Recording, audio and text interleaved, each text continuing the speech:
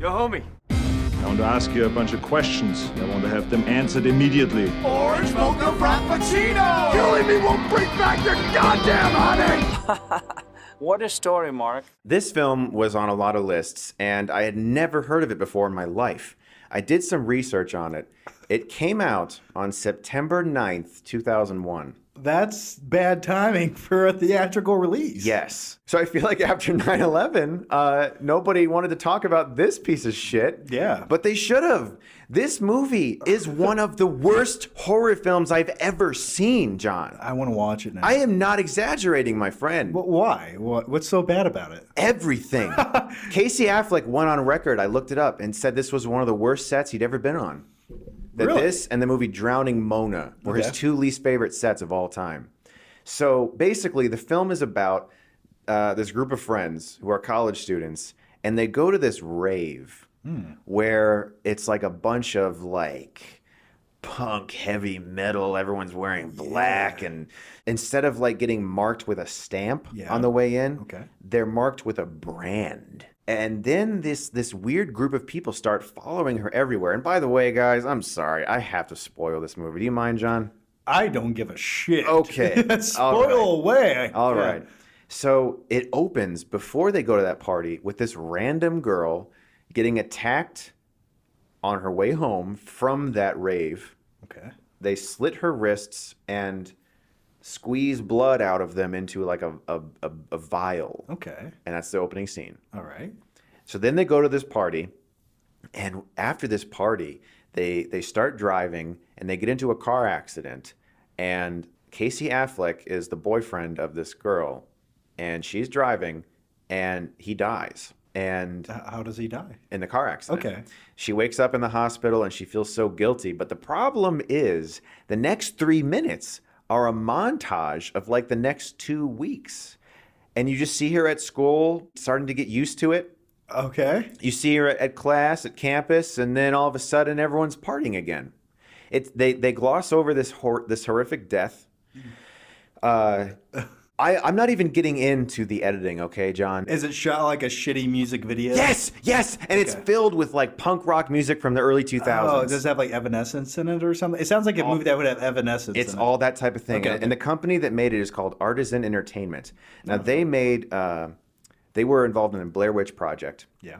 And that was a huge success. And when Book of Shadows Blair Witch 2 came out, they're the reason that film went from being a satirical comedy about the obsession of Blair Witch fans, that they made them do reshoots with like extra punk rock and gore scenes to make it an actual horror film, and they ruined that movie. Yeah.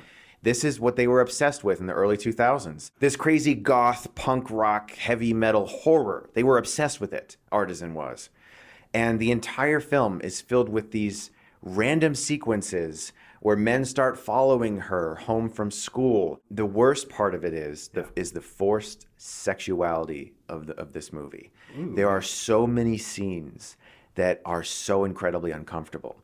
There's a sequence where Elisha Dushku and Melissa Sagemiller, the two actresses, they're painting their dorm room. Okay. And they start going like, and like throwing paint on each other's chests.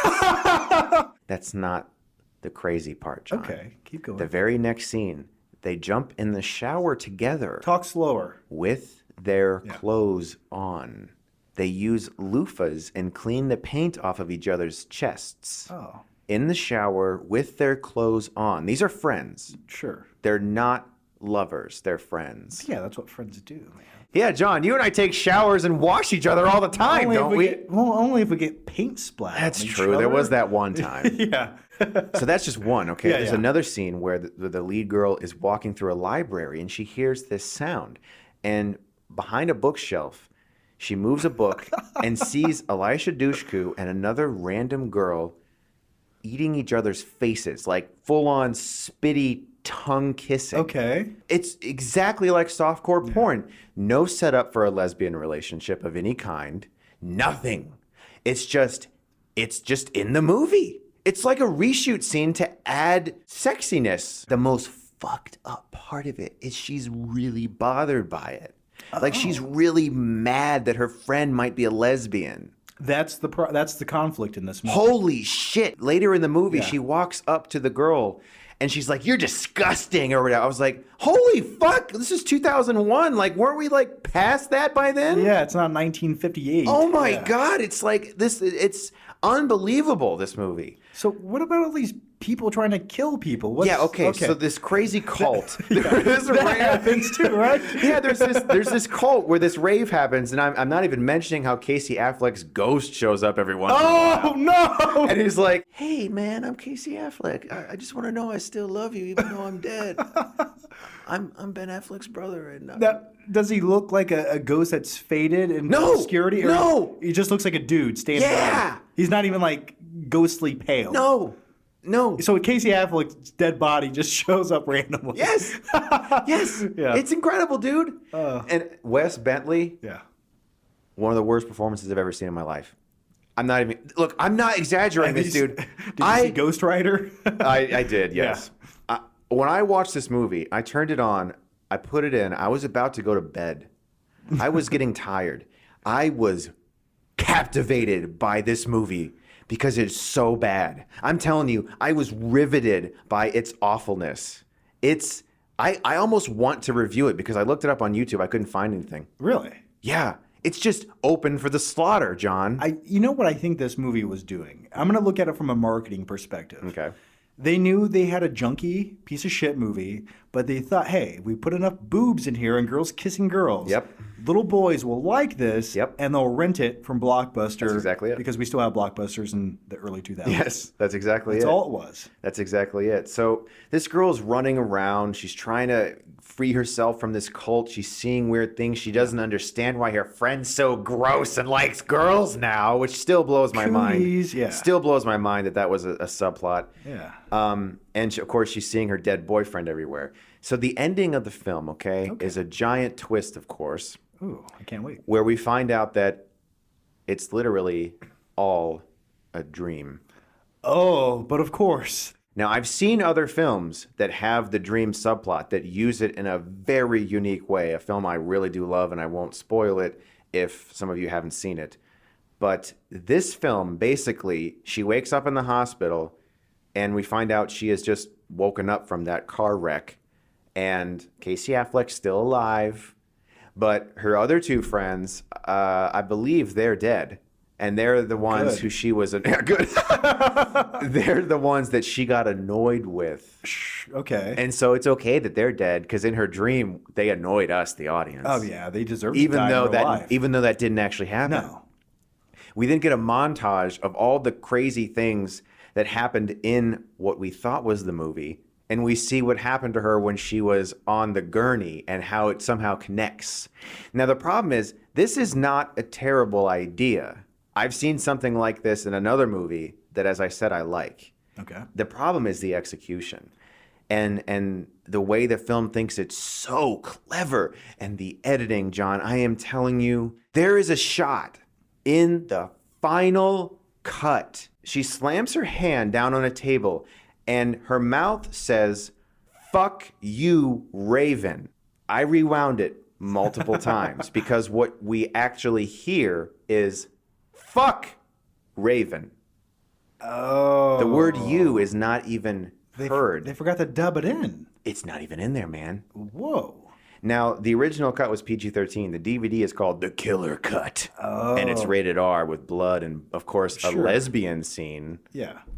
Which probably wasn't in the PG-13 version. I had another question about the lesbian scene. I'll get to that, but maybe that's why. Maybe the DVD wasn't even fucking completed and they just put it out. They didn't care. Yeah. So you're go Little ahead. kids, boobies, man. Of course, yeah. Well, my question about the lesbian scene, Chris, is you say everything that happened in reality kind of comes from the dream and they're connected somehow. Now, tell me what happened in reality that would translate to two girls taking a shower and wiping paint splatters off of each other. Absolutely nothing. Oh, okay. Nothing.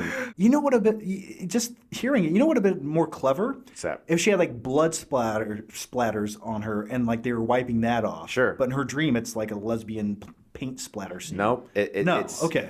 And you know why I mentioned the opening scene where a random girl is followed home by a cult and then her wrists are slit and they take her blood? Okay. Because that's before the car crash. That's just nothing. It's nothing, John. That just happened. Who the hell knows? That was just made up nonsense. Who the hell knows what that scene means? Wow. It's just a bunch of fucking scenes. I'm telling you, if there was a grade below an F, I'd give it. I want to review it just because I am baffled by how terrible it is. I've never seen, this might honestly be the worst horror movie I've ever seen. And I've seen Troll 2, which I think is funny as shit. It's hilarious, okay? This is a bigger budget movie made by a big company with tons of actual stars in it. And it's this bad. It might be the worst I've ever seen. I need to go watch this movie now. I have it on DVD.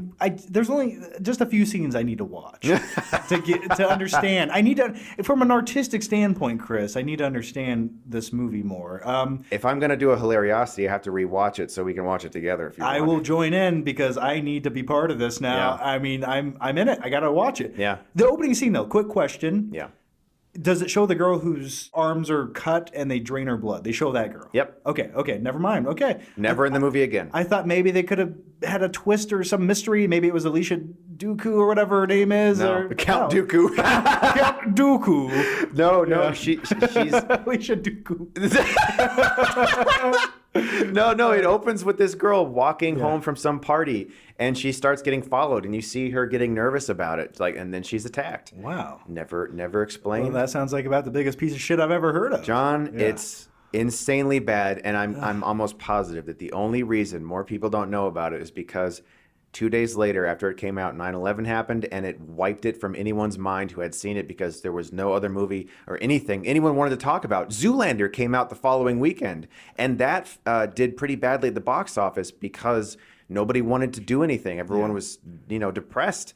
I had to buy the disc from Amazon and get it shipped to my house, and, it was crazy. Like, I had to do it I couldn't find it I wanted to support it. I was like, I'm going to buy it. I'm going to buy it on Amazon. I want to know who owned that to ship it to you, and where did they get it, and why did they own it? They probably owned it for the same reason I own it, like some bizarre curiosity where we were just like, what the fuck is this thing? I have to watch it. It sounds intriguing, though.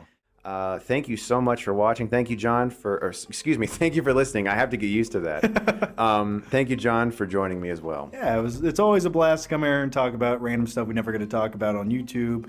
And now I want to watch Soul Survivors. I might go watch it right now. Guys, thank you so much, and please do stay tuned for more. I greatly appreciate the support. Couldn't do it without you guys. Thank you. We'll see you very soon. This conversation is over. I'm just talking. And it's over.